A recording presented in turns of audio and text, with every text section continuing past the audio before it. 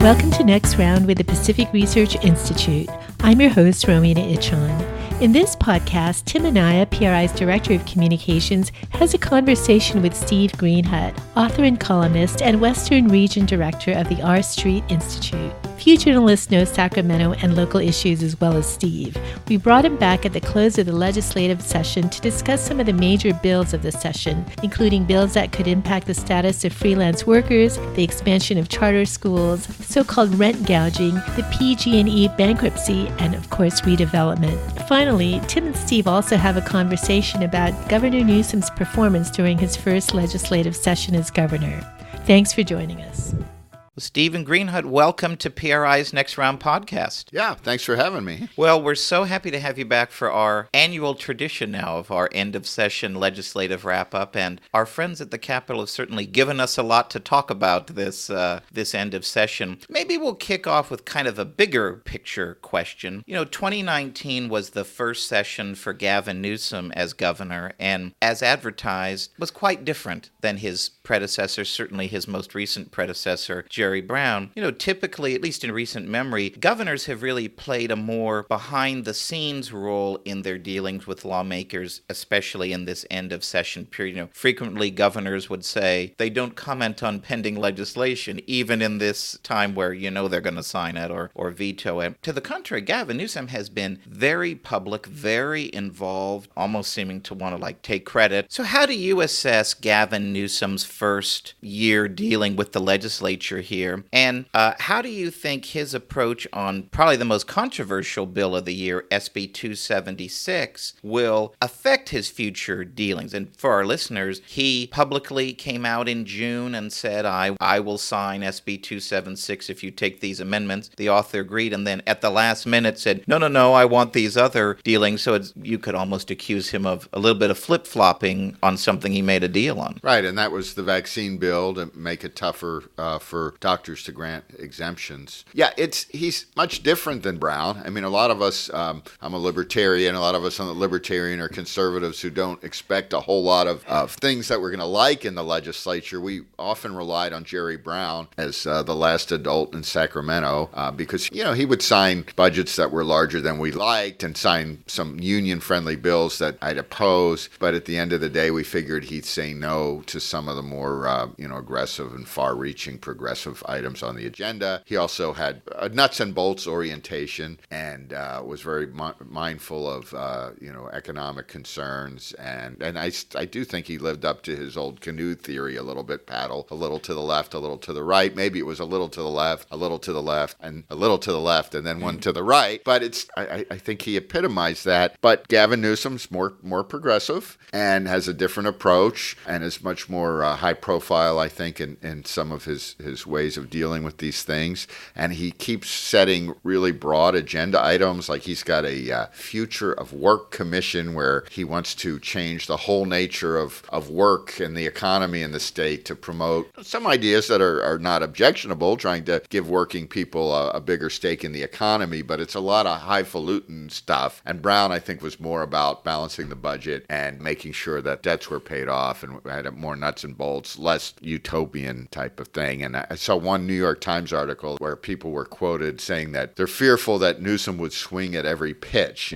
so he's maybe not as focused as Brown. And then at the end of session, we saw, what you pointed out, he intervened in the vaccine bill and seemed to have changed his mind from a previous position, which caused confusion. I saw one quote from Senator Pan that just seemed confused. I don't have it in front of me, but it was to the effect of, well, just trying to figure out what the governor wants now. So there's that. Also on the rent control measure, he very publicly intervened to toughen up that measure and reduce the amount on which landlords can increase the rent and extend the time in which it would apply. So he's a different kind of governor. And he sent out, I never saw Brown do this, you might have, but I never saw Brown send out press releases after legislation passed. And I see a couple things on the website, championing the passage passage of the rent control measure. Right. So yeah, it's a different world, and everyone's going to have to get used to it. I thought it was interesting when the governor had his press conference for the May revise. A, he knew it in way too much detail, probably for his own good. But B, he was name-checking every legislator and their individual priority that he included in the budget or had some sort of progress on their issue, whereas Jerry Brown probably had never met three-quarters of those people and certainly probably didn't even know their name. Oh yeah, that's an interesting point. Well, I one of the things I liked about Newsom when I interviewed him when I was at the San Diego Union Tribune was on the marijuana blueprint, and what I liked about him, I mean, I agreed with that whole policy of legalizing marijuana, but aside from that, he really knew the details. I really got the sense he wasn't just a figurehead on that blueprint, pathways or whatever it was called, but he seemed to really know the issues. So I liked that. The downside is I think he likes a lot of issues that I think are bad ones. Let's get into some of the hot issues, and I think this session will be remembered for so many high-profile battles that actually had a resolution this year and that weren't quote-unquote two-year bills that spilled over into next year. So the hottest one was AB 5, which deals with the Dynamex issue, or the issue of who's an employee and who is an independent contractor, and that's been hailed as a win, a big win for organized labor, but we have these three large gig economy companies that have threatened to put what they want on the ballot, and they've kicked in $90 million to fund a ballot measure campaign. So now that the dust has settled a little bit, what do you think the passage of AB 5 means for people who want to be their own boss, and what do you think of the prospects for a potential ballot measure being pushed as a progressive solution, using the right language, I think, by these gig economy companies? Workplace justice, I think that's their Yes. language. It is the most troubling bill that passed and is almost certainly going to become law. It dates back to last year's Dynamex decision, although the unions, this is a silly point, but the business people call it Dynamex and the union people call it Dynamics. Oh, I've heard that. Yes. Yeah, so I've been dying to call the company that was based on it, just see how they answer their phone. Yeah. But anyway, most of us call it the Dynamex decision. And the court, and what I think the California Supreme Court in an act of judicial activism, I believe, imposed an ABC test on companies that want to use or do use contractors rather than employees. And it was related to this company, Dynamics, whatever it's called, that had transferred its full-time workforce into contractors in the same-day delivery service. And they imposed this ABC test. So the only way, if I were a company and wanted to hire contractors, the test is that the worker must not be directly directed by the company in its workday. They must have some sort of independence, like they must have an LLC, and they can't be involved in the main work of the organization. And all three items have to be satisfied. So obviously, if we have Uber and Lyft and DoorDash, their whole model is based on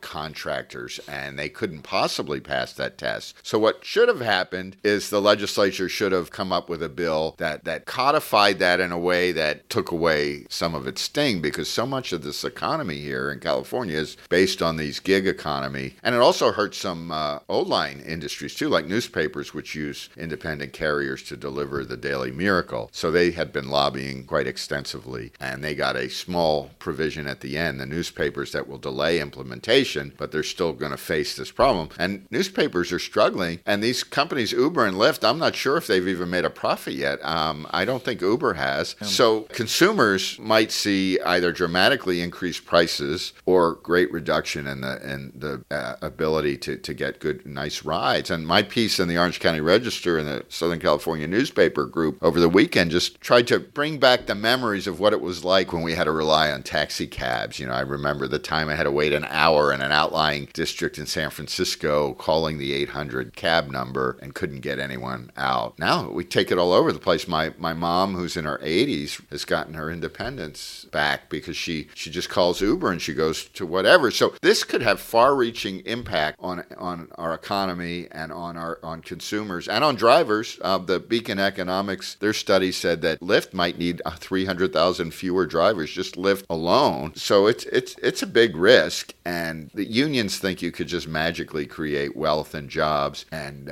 don't realize, the governor's talking about the future of work, but then this bill goes to the past of a world of cubicles and factory work that doesn't exist anymore. So it's a very dangerous We hear that invisible 5 o'clock whistle bell going off now with this. Another big win for unions was for teachers' unions, and that was over long-sought legislation that they've wanted to really put a whole bunch of new restrictions and regulations on new charter schools and charter school expansion and renewal in California. And they quite definitely took advantage of a rift between Governor Newsom and the charter school community. And the charter school world, or some of them, kind of went neutral, went along with this deal. So how do you assess the kind of political and legislative strategy of the charter school community on this session and on this bill in particular? And do you think this bill, AB 1505, is the end or just the beginning of the push by teachers union to end charter schools and public school competition? Yeah, I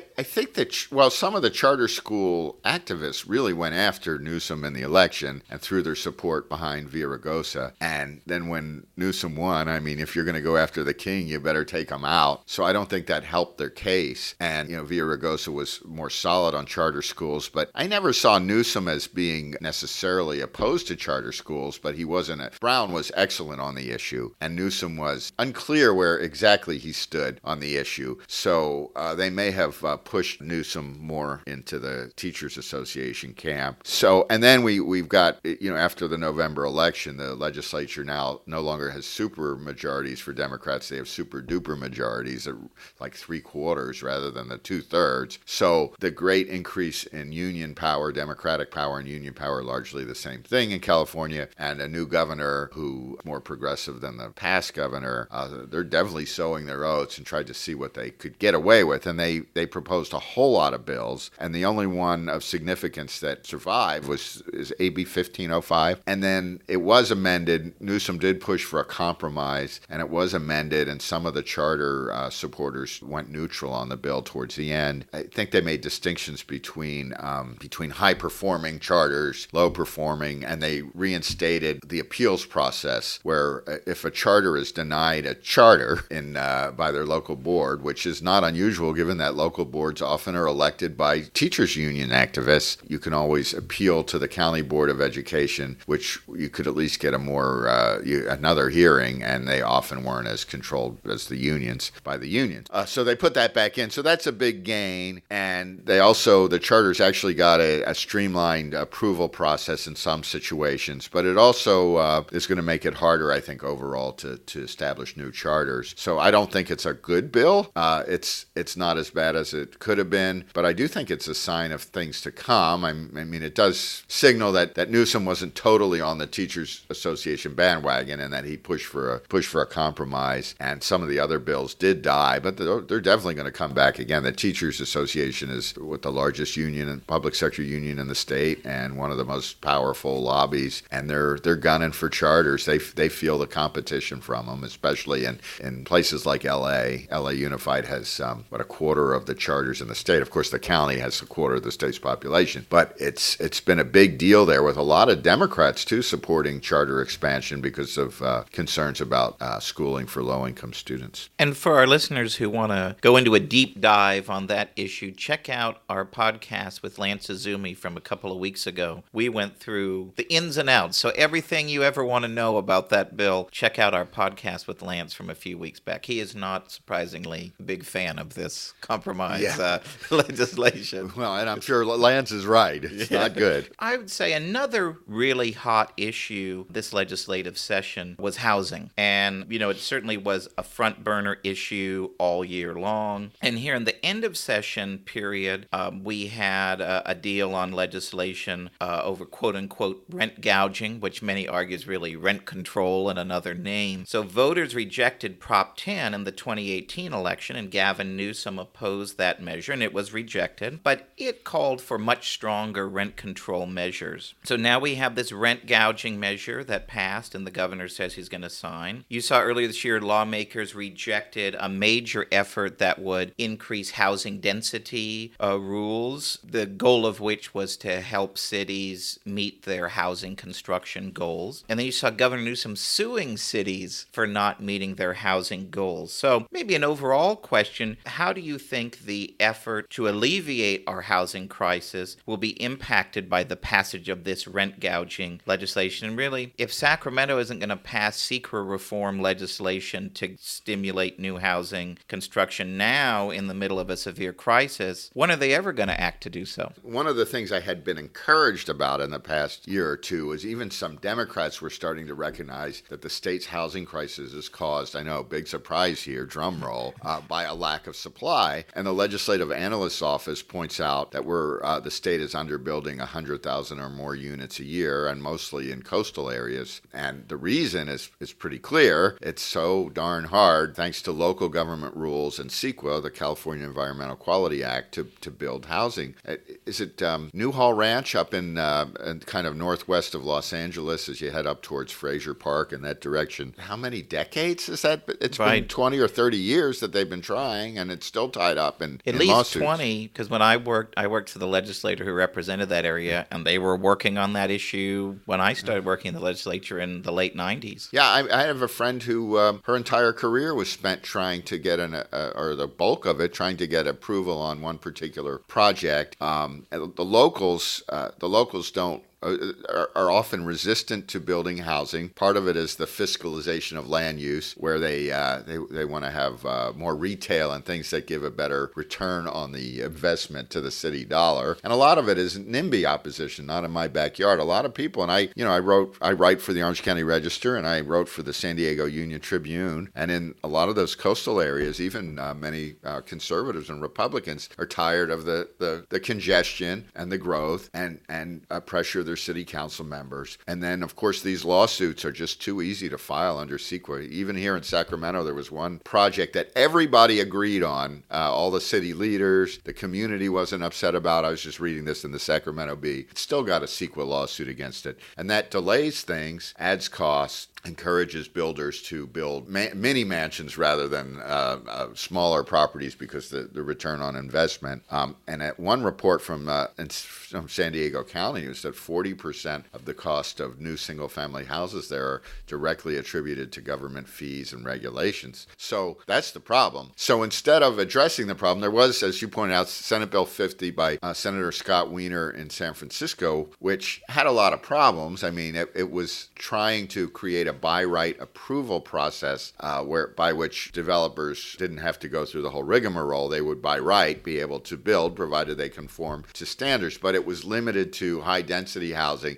limited to the type of housing that the legislators wanted, and it would have been in transit oriented development and around job centers, and then that still couldn't even pass. Some of the liberals didn't like it because they thought it would gentrify neighborhoods. Conservatives didn't like it because then they'd have apartments and condos near their single-family houses. So that effort, admirable in many ways, but highly flawed. It had all sorts of union giveaways and requirements. But at least it was an attempt to increase supply, and that failed. So now we're back to the same old command and control, suing cities, many of which should be permitting more housing, and then the old rent control. And it was a Swedish economist, Assar Lindbeck, who, I'm paraphrasing, said the best way to destroy cities outside of bombing is rent control, because rent controls make it discourage people from building apartments. They discourage people from renting out their houses. They encourage builders to build condos instead. They discourage landlords from maintaining their properties. There's no free lunch, and you can't magically make rents affordable. You have to do the hard work, and the legislature isn't about to do the hard work. Another big fight that really simmered throughout the legislative session was the PG&E bankruptcy issue. And there were efforts to help PG&E exit their bankruptcy and pay off the billions that it owes to wildfire victims. And I don't think we've had a real accounting of how many billions do they actually owe to the wildfire victims. And that effort stalled in the final days of the session. Now you're seeing San Francisco has stepped up to the plate, and they want to buy PG&E's assets and create a municipal power power system in the city. And you see a lot of liberals are complaining on Twitter and in media interviews about corporate billionaires gaining control of PG&E's assets in bankruptcy court. So how do you assess the legislature's efforts on this PG&E bankruptcy? And should the legislature even be involved with helping a major corporation, although a very important and necessary one for the state, try and stay solvent and avoid, going bankrupt? Yeah, it's a hugely complicated issue, and I guess one of the fires the state determined that PG&E wasn't responsible for, but a court allowed them to be sued anyway. But then there was a report questioning how well PG&E trimmed trees that likely were causes of fires. So a lot of it hinders on liability issues. But then there's the whole bailout concern. I actually sat through the first public meeting of the new wildfire fund, which is essentially a bailout, a new fee imposed on ratepayers and utilities, and then a fund that could be used to help the utilities. And that was an interesting meeting. But there's a big question whether PG&E could tap into those funds if it's because it's bankrupt and it's going through its workout plan now. And there's a strange fracas between some Trump-allied billionaires who are allied with some of these lefties who are opposing, I forget the bill number, but the one you pointed out. One side claimed it was a bailout. The PG&E side said no, the money just comes out of shareholders in the future. I'm against bailouts of big corporations. I think that PG&E is, it's a regulated utility, so they're not exactly a market operation, and their rates are set by the government, and they're highly regulated, and they play in that ballpark, and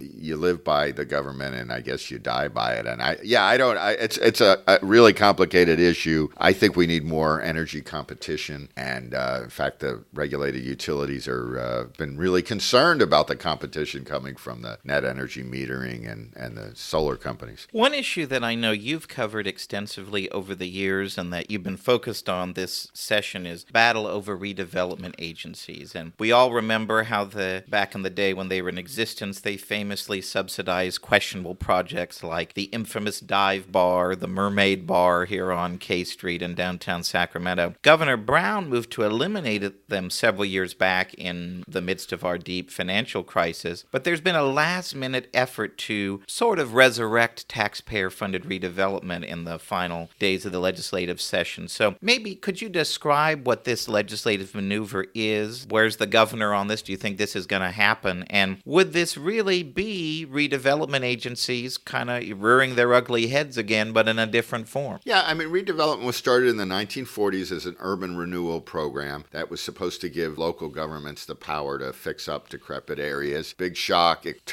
quickly morphed into a scam by which local governments figured out a way to boost their sales tax revenue by subsidizing the auto malls and retail centers, and then they would be able to float debt without a public vote. That money would pay off the bonds that would subsidize the projects, and then they'd collect the sales tax revenue or the bed tax revenue from the hotels. So it distorted development decisions. Cities often used eminent domain on behalf of developers. They'd take it from Rob Peter and pay Paul. The Kelo decision allowed that. That was the U.S. Supreme Court decision in 2005. Most states reformed their eminent domain laws after that. California really didn't do so in any serious way. In 2011, Jerry Brown, and God bless him for he shut down the agencies, not because he was necessarily concerned about property rights abuses or the bond debt, but because they had come to take about 12 or 13% of the general fund budget because they were taking money away from school districts and the property tax, and the state had to backfill the school districts under Prop 98, which requires a certain spending formula. He needed the money. We had, what was it, a $25-30 billion deficit, pretty big, and he found the money there, shut down the 400 plus agencies. That was great news. But since then, the budget, at least the general fund budget, we won't discuss the pension debt or those sorts of things, but the general fund's in really good shape. And so now that we have money, our state gets into a lot more trouble when it has more money. So there have been different small mechanisms that have come back, like infrastructure financing districts that bring back some element of redevelopment. This year, there were two bills, Assembly Bill 11, which would have just brought back redevelopment as it existed before. The governor showed no interest in that. It died. But Senate Bill 5 by Jim Bell would bring it back, but in a different format. It would create a state committee that would approve projects funded that were proposed by local city agencies, and it would fund up to $2 billion a year. And it's not clear how exactly it would shake out, but it's essentially redevelopment by any other name. The agencies would still be able to spend money.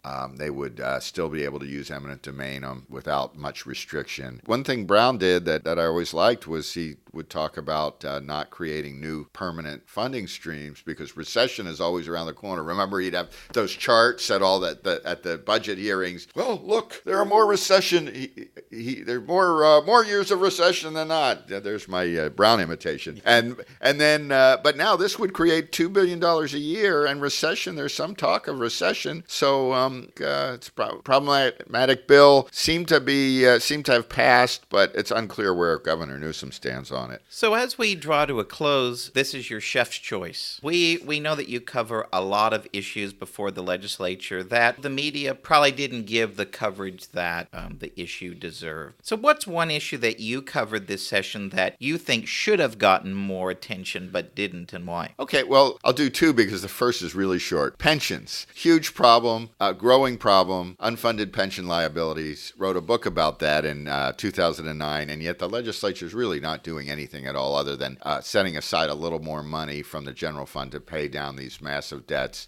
CalPERS is funded at 70% even after record earning years. Big problem, and no one's doing anything about it in the legislature. The other one, the legislature tried to do something, it was all bad, was on vaping. They tried, a lot of cities are banning the sales of flavored tobacco, which is essentially a ban on vaping products, and those are safer than combustible cigarettes. It's a harm reduction issue. They're according to the British Health Agency, they're 95% safer, not totally safe, but safer than those combustible cigarettes. So in their zeal to improve our health, they're actually harming people's health who are trying to quit smoking. And I just think it's wrong to, in the name of keeping bad products, products that we don't want in the hands of teenagers, banning their use by adults. So that seemed like one didn't get as much coverage as it should have, and pensions certainly didn't get the coverage it deserves. Yeah, it says our Wayne Weingartner's done a lot of work on this, and he estimates it's $1 trillion unfunded liability if you use the more honest accounting measure. And,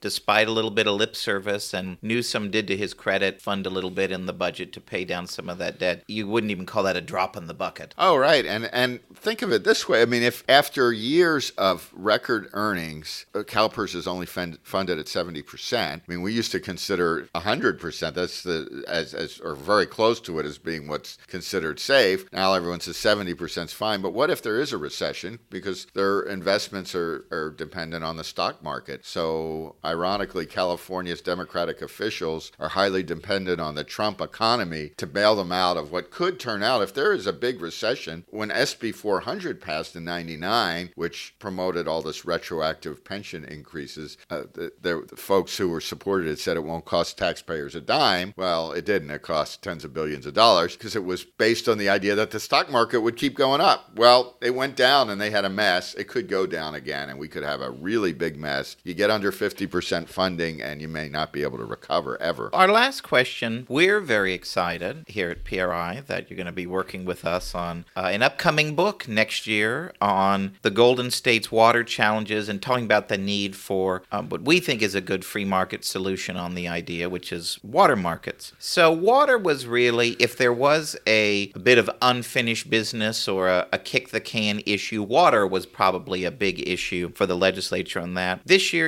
the major news on water was certainly Governor Newsom right out of the box, downscaling Governor Brown's Twin Tunnels plan, or as my former boss, the great Connie Conway, would always call it twice pipes in her Cheech and Chong reference. But he downscaled that down to a single tunnel. And there have been lots of battles with the Trump administration over water policy, which is kind of manifested itself in this debate over SB1, which, as of this taping, who knows what's going to happen with that. You also had a tussle over the drinking water tax. And then Speaker Rendon now is talking about placing another big water bond on the ballot. So where do you see the legislature and the administration headed on water policy in 2020? Well, at least they're talking about water policy when we're not in the thick of a drought. So that's the battle with the Trump administration is interesting because the administration happens to be right that a lot of the state's regulations designed to protect fish are somewhat asinine. I went to a water board meeting out in the Sierra foothills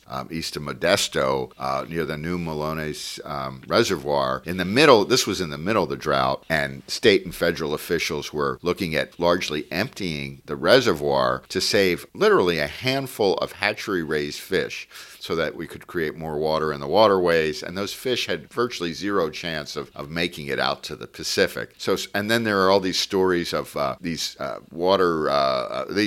different designs to help fish get around, different barriers at a cost of $125,000 per fish. The tunnel project, as I always like to say, the tunnel project, or it was tunnels, now tunnel, is a engineering solution to a political problem. So the Delta smelt, an endangered fish, is occasionally found in the screens at the pumping stations in Tracy, and then the administrative law judges shut down the pumps, and that cuts down the water. Tunneling underneath the Delta supposedly would stop that problem, but it creates so many issues ranging from property rights to environmental issues, and some of the Southern California folks, like the San Diego Water Agency, don't even seem like they want it. And by the way, in the middle of the drought, San Diego, one of the drier parts of the state, had so much water they were dumping it because they built storage. And so there's so many issues to look at. The water tax, I'll touch on that real quickly. It is really it's really horrible that there are parts of the San Joaquin Valley, small impoverished towns, where they don't have clean drinking water. There's no question about it. This has been going on for years, and we don't need a new tax. I mean, when you look at the size of the state budget, I think what is it, like $100 million or something? They could find that money if it mattered to them. And I think that's the